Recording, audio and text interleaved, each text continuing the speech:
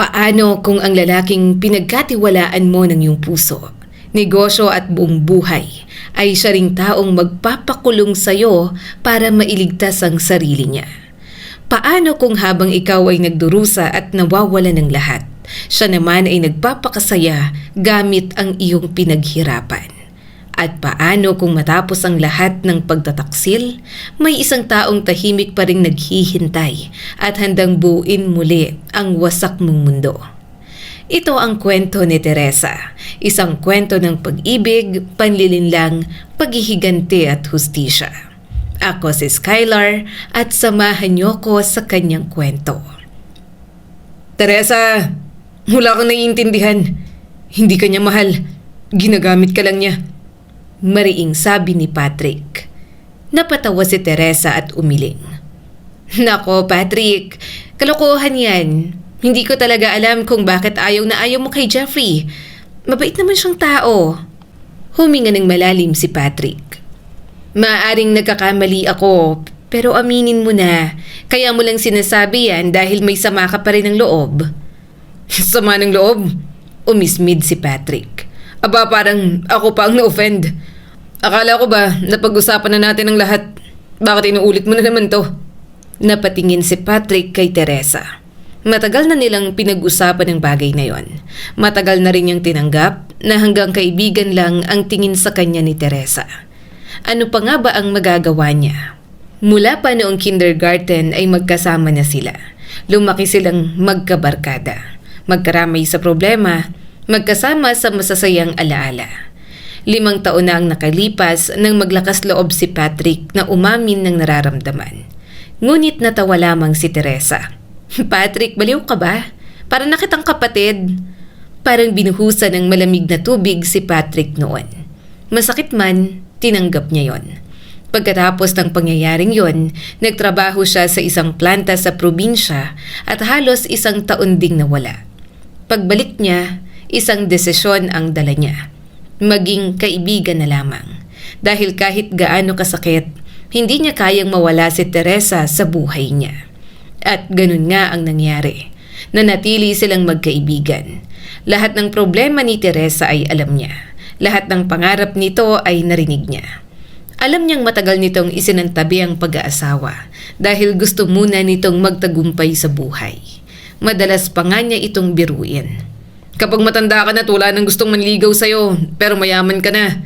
Saka kita pakakasalan, sabi ni Patrick noon. At tatawa lang si Teresa. Pero ilang buwan na ang nakalipas nang gulatin siya nito. Tumawag si Teresa kay Patrick at sa simpleng tawag na yon ay tila gumuho ang mundo ng binata. Patrick, ikakasal na ako. Napahigpit ang hawak niya sa cellphone. Buti na lamang at sa tawag yun sinabi. Kung kaharap niya si Teresa, baka nakita nito ang sakit sa kanyang mga mata. Pagkatapos ng ilang segundong katahimikan ay pilit siyang umiti. Talaga? At sino naman ang maswerteng lalaking yan? Bago pa man yon ay nakapagpatayo na si Teresa ng sarili niyang kumpanya. Isang maliit na negosyo na nagbibigay ng iba't ibang serbisyo sa mga kumpanya at opisina. Hindi man kalakihan, tuloy-tuloy naman ang kita. At alam ni Patrick na marami pa itong plano para palakihin ang negosyo. Kaya hindi niya naiwasang mag-isip. Huwag mong sabihing mayamang negosyante ang napili mo. Hindi ka papayag kung hindi magandang kinabukasan mo. Mali ka na naman, sabi ni Teresa. Hindi siya mayaman. Isa lang siyang simpleng lalaki. Napakunot na o si Patrick. Simple? Ilang taon na ba siya? Bakit? Ikaw, 32 ka na eh. Sigurado ako nasa 40 pataas na yan. Tumawa si Teresa. Hindi 25 pa lang siya, no? Napatigil si Patrick. Akala niya'y mali ang kanyang narinig. 25? Hindi 35? 7 taon ang tanda ni Teresa rito. Hindi niya yon inaasahan. Para sa kanya, si Teresa ay isang matalino, responsable at mature na babae. Samantalang ang larawan ng isang 25 anyos na lalaki ay malayo sa inaasahan niya. Bakit? Sa tingin mo ba, matatanda na lang ang pwedeng magkagusto sa akin? Hindi naman ganun ang ibig kong sabihin. Marahang sabi ni Patrick. Napabuntong hininga siya. Buhay mo naman yan. Pagkatapos ay pilit niyang dinagdagan ng ngiti ang kanyang boses. Kailan mo ko ipapakilala? Kaya nga ako tumawag, sabi ni Teresa. Para na rin itong wedding announcement. Sana makapunta ka. At pumunta nga si Patrick. Ngunit sa unang pagkikita pa lang nila ni Jeffrey, may kakaiba na siyang naramdaman. Hindi niya maipaliwanag. Wala naman itong ginagawang masama. Ngunit may isang bagay na hindi niya nagustuhan. Habang nagpapatuloy ang selebrasyon ay tahimik lamang siyang nagmamasid. At tatlong bagay ang napansin niya. Una, masyadong malambing si Jeffrey kay Teresa sa harap ng ibang tao. Paulit-ulit itong yumayakap, humahawak sa kamay, humahalik sa noo. Parang gusto nitong ipakita sa lahat kung gaano niya kamahal si Teresa. Pero para kay Patrick, tila may halong pagpapakitang tao. Pangalawa, hindi marunong tumingin sa mata si Jeffrey. Kapag kinakausap ito, sasagot naman. Ngunit ang tingin ay kung saan-saan napupunta. Sa kisame, sa mesa, sa ibang tao. Kahit saan, maliban sa mismong kausap niya. At pangatlo, masyado itong mahilig sa kasiyahan. Nang gusto nang umuwi ng karamihan, si Jeffrey pang nagyayaya ng isa pang bote ng alak, isa pang kanta, isa pang sayawan. Parang hindi nauubusan ng energy. At para kay Patrick, ang mga taong puro saya lamang ang iniisip, madalas walang malinaw na direksyon sa buhay. Ngunit wala siyang sinabi. Ayaw niyang sirain ang masayang gabi ni Teresa. Nanahimik siya. Pinili niyang obserbahan na lamang. Subalit makalipas ang ilang linggo, hindi na niya napigilang magsalita. Nang sabihin ni Teresa na siya ang sasagot sa lahat ng gastusin sa kasal dahil may pansamantalang problema sa pera si Jeffrey, doon nagsimula ang matinding pagtatalo. Teresa, hindi mo ba nakikita? Ikaw na nga ang gumagastos sa lahat. Temporary lang naman yon, Patrick. Naiinis na sagot nito. Gano'n ka kasigurado? Mas kilala ko siya kaysa sa iniisip mo. Hindi ako sigurado dyan, Teresa. At doon tuluyang sumabog si Teresa. Alam mo, Patrick, kung ganyan lang din ang sasabihin mo, huwag ka na lang pumunta sa kasal ko. Tumahimik si Patrick. Masakit ang mga salitang yon. At pagkatapos noon ay wala na siyang sinabi. Ngunit nang lumipas ang galit ni Teresa, nagsisi rin siya. 3 araw matapos ang kanilang pagtatalo, tinawagan niya si Patrick. Ngunit hindi ito sumasagot.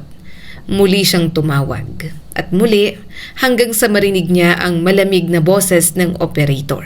Napairap si Teresa. Ayan, bumalik ka na naman sa pagiging isip bata mo. Kung nag-asawa ka na sana nun, baka wala ka ng panahon para magkimkim ng sama ng loob. Bulong pa ni Teresa.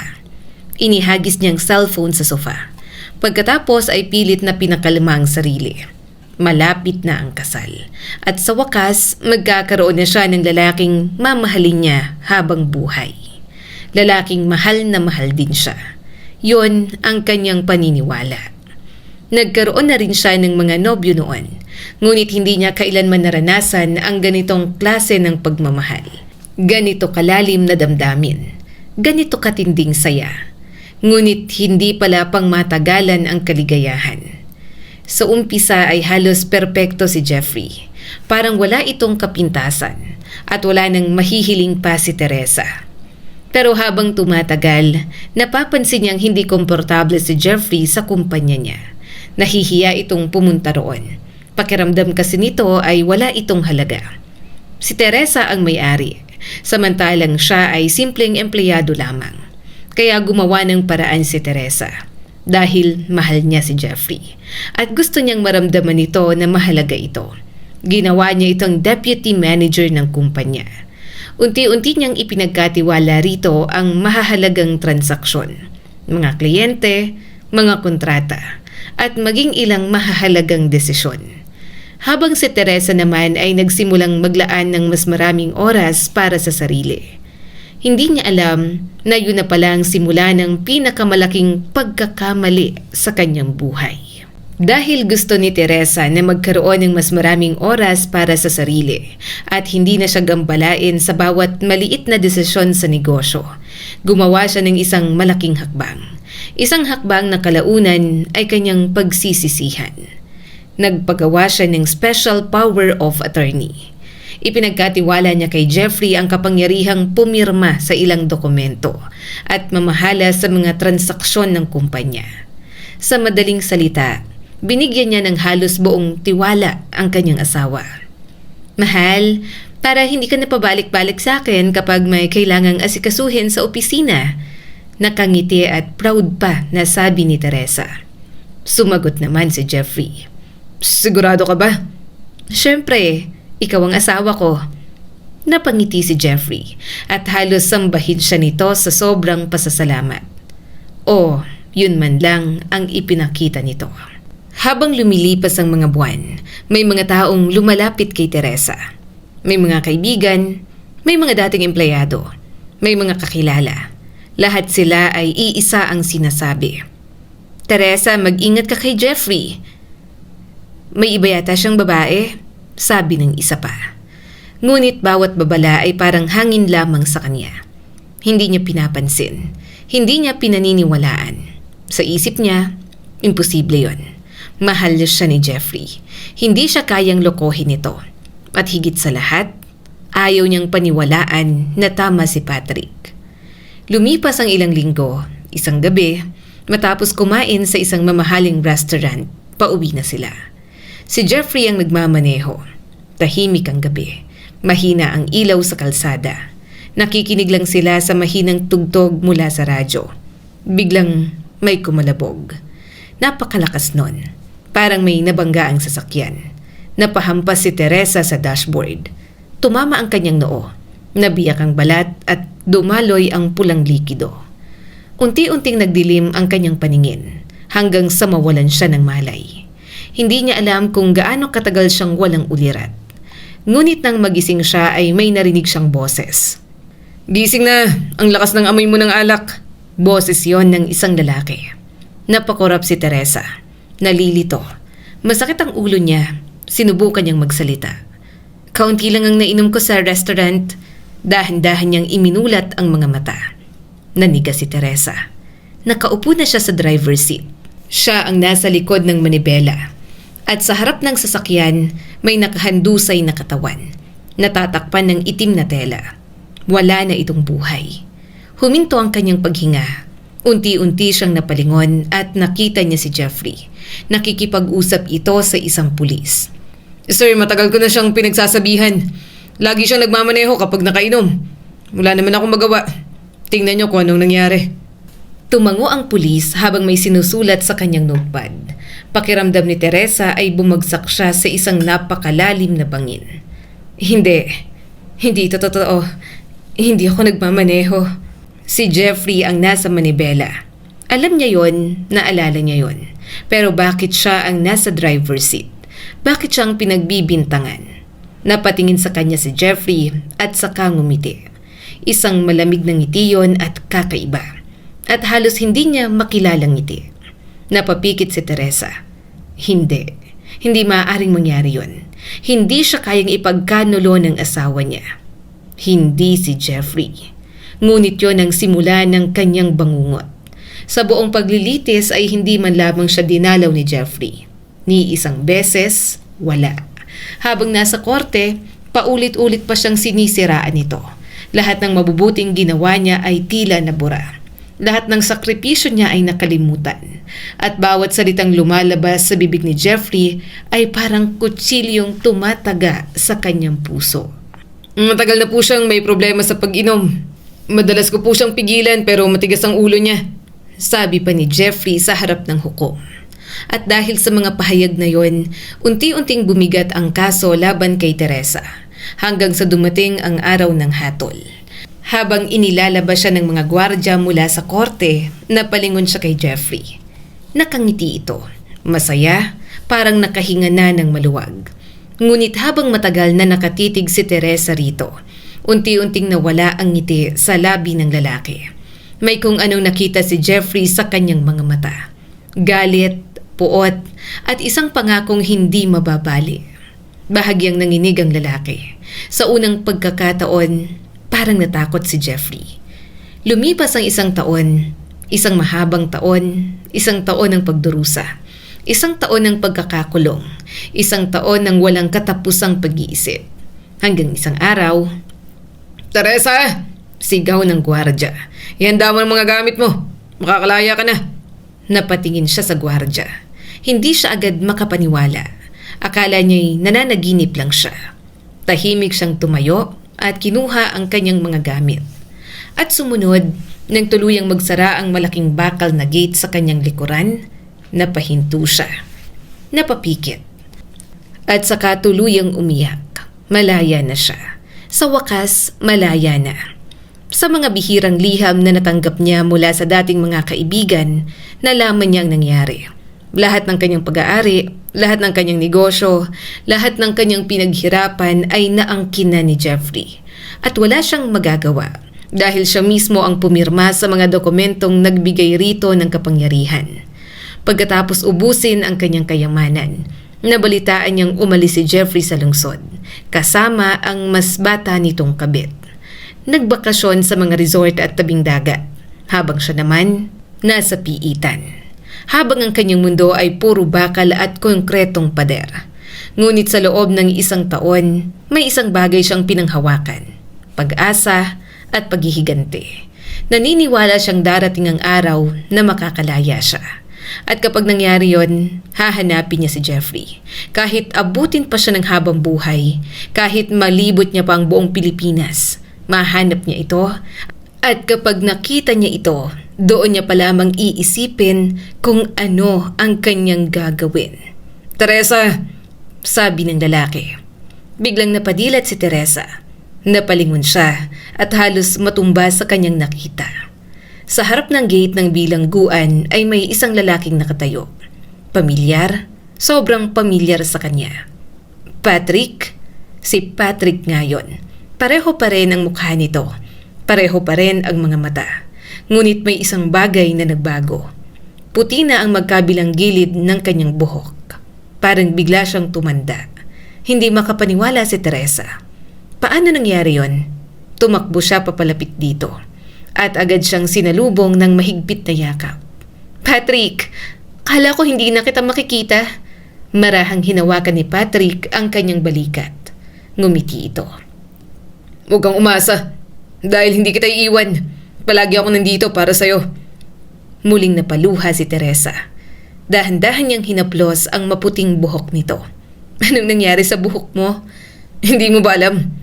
Naging kulay abo yan habang wala ka." Pinilit tumawa ni Patrick, ngunit baka sa kanyang mga mata ang lungkot, ang pag-aalala at ang mahabang panahon ng paghihintay. Mas lalo namang napaiyak si Teresa, kaya agad siyang inabutan ni Patrick ng tubig. Pagkatapos noon ay isinakay siya ni Patrick sa kotse. Dinala siya nito sa pinakamalapit na bayan at sa isang maliit ngunit maayos na hotel. 2 oras pa lang ako nandito, pero ginawa ko ang lahat ng paghahanda. May banyo ron, magpahinga ka muna. Pupunta lang ako sa tindahan. Siyempre, ngumiti siya. Kailangan nating ipagdiwang ang paglaya mo." Matagal na naligo si Teresa.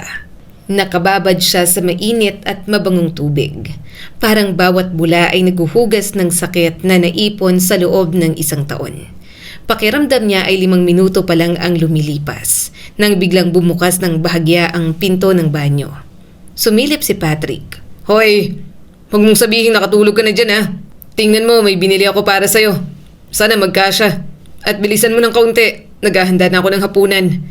Sa unang pagkakataon matapos ang napakahabang panahon, naramdaman ni Teresa ang isang bagay na matagal nang nawala sa kanya.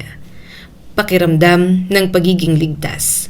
At hindi niya alam na ang pagbabalik ni Patrick sa kanyang buhay ay magsisimula ng isang bagong kabanata.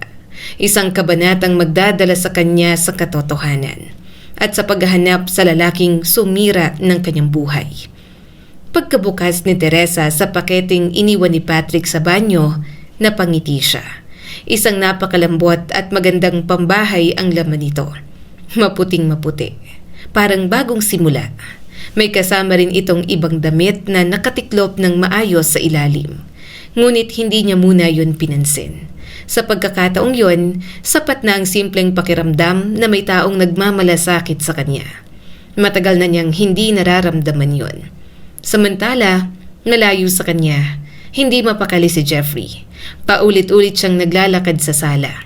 Galit, inis at kinakabahan. Hindi niya nagugustuhan ang ugali ng kanyang kabit na si Andrea nitong mga nakaraang buwan. Nung una ay halos sambahin siya nito. Ngunit nang magsimulang maubos ang perang nakuha niya mula kay Teresa, nagbago ang lahat. Isang gabi ay hindi na napigilan ni Jeffrey ang sarili. Andrea, napapansin mo ba kung paano mo ko tratuhin ngayon? Bakit? Ano bang problema? Irritableng tanong nito. Ako ang naghihintay sa bahay habang kung san-san ka nagpupunta. Tamad na tumingin sa kanya si Andrea. Nasa restaurant ako. Sana sumama ka. Saan naman tayo pupunta?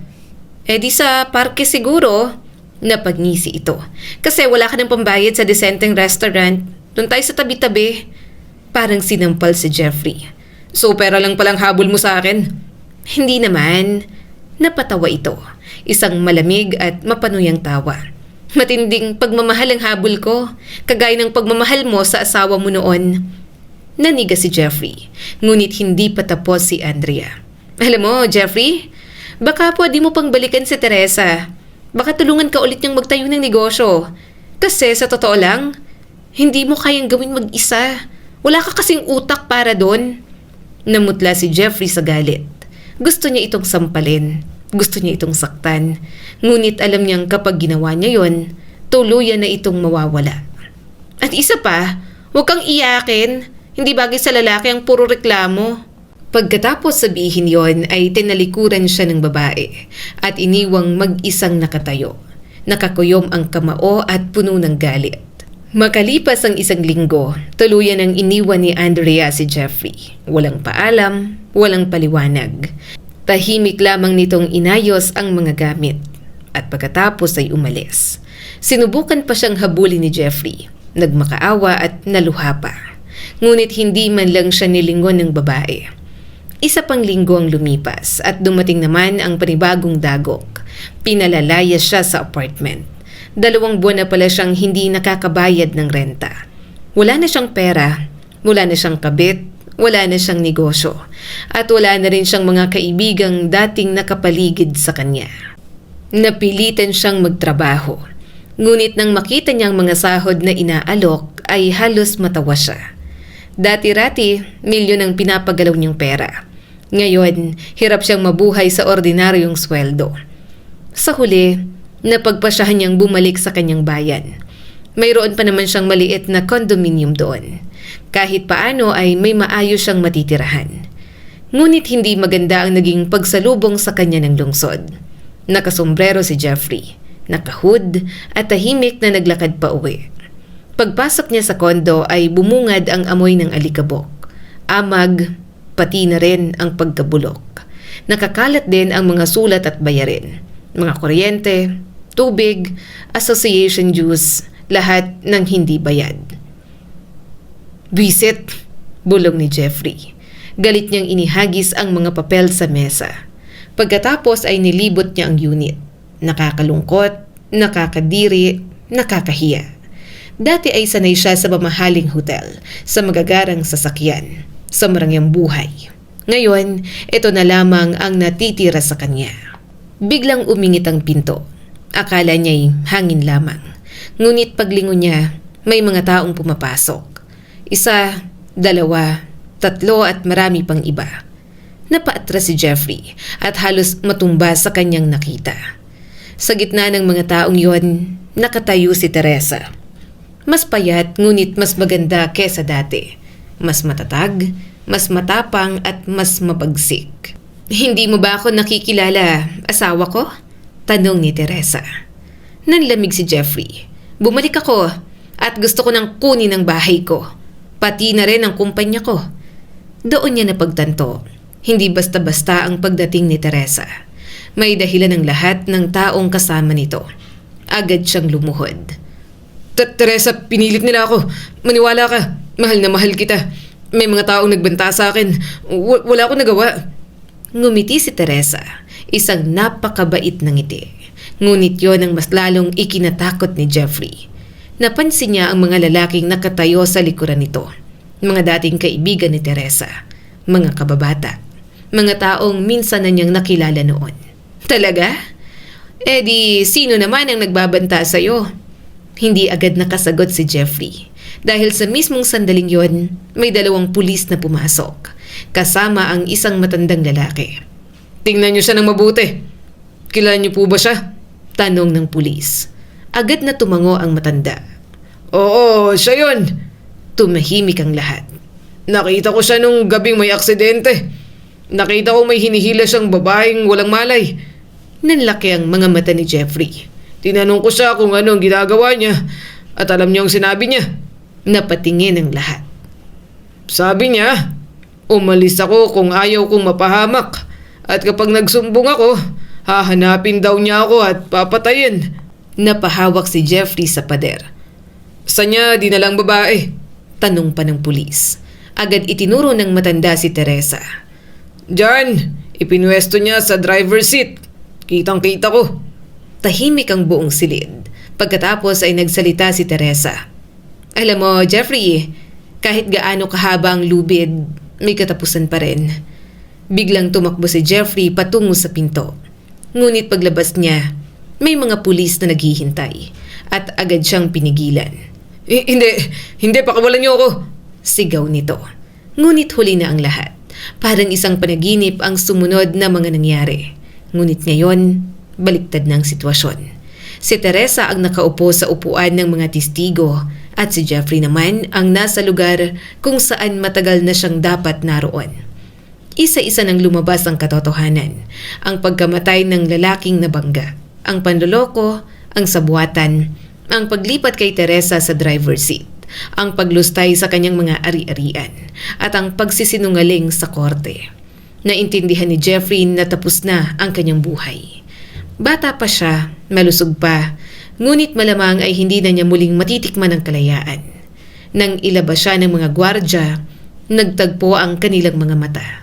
Nakangiti si Teresa, tahimik at payapa. Samantalang ang mga mata ni Jeffrey ay wala ng buhay. Mabilis siyang umiwas ng tingin. Hindi na niya kayang harapin ang babaeng kanyang winasak. Pagkatapos ng lahat, marahang niyakap ni Patrick ang balikat ni Teresa. Tapos na rin sa wakas, sabi ni Patrick. Napangiti si Teresa. At ngayon, diretso na tayo sa munisipyo. Napakunot noo si Teresa. Magpapakasal na tayo, sabi ni Patrick. Napatawa siya. Sa unang pagkakataon, matapos ang napakahabang panahon, totoong-totoo ang kanyang ngiti. Lumapit siya at marahang hinalikan sa ilong si Patrick. Siyempre naman, napabuntong hininga si Patrick. Parang may napakalaking batong naalis sa kanyang dibdib. Mahigpit niyang hinawakan ang kamay ni Teresa at sabay silang naglakad papalabas. Papunta sa bagong simula, papunta sa buhay na matagal na nilang hinihintay, at papunta sa pag-ibig na tahimik na naghihintay sa tamang panahon.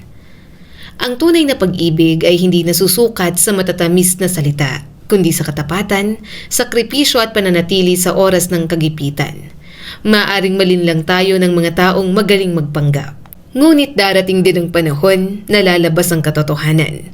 At gaya ng kasabihan, kahit gaano katagal ang kasinungalingan, darating pa rin ang araw ng hustisya.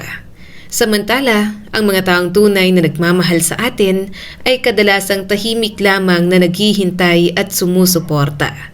Katulad ni Patrick na hindi iniwan si Teresa kahit kailan. Muli, ako si Skylar at sana ay may bago na naman kayong natutunan sa kwento natin ngayon. Maraming salamat po.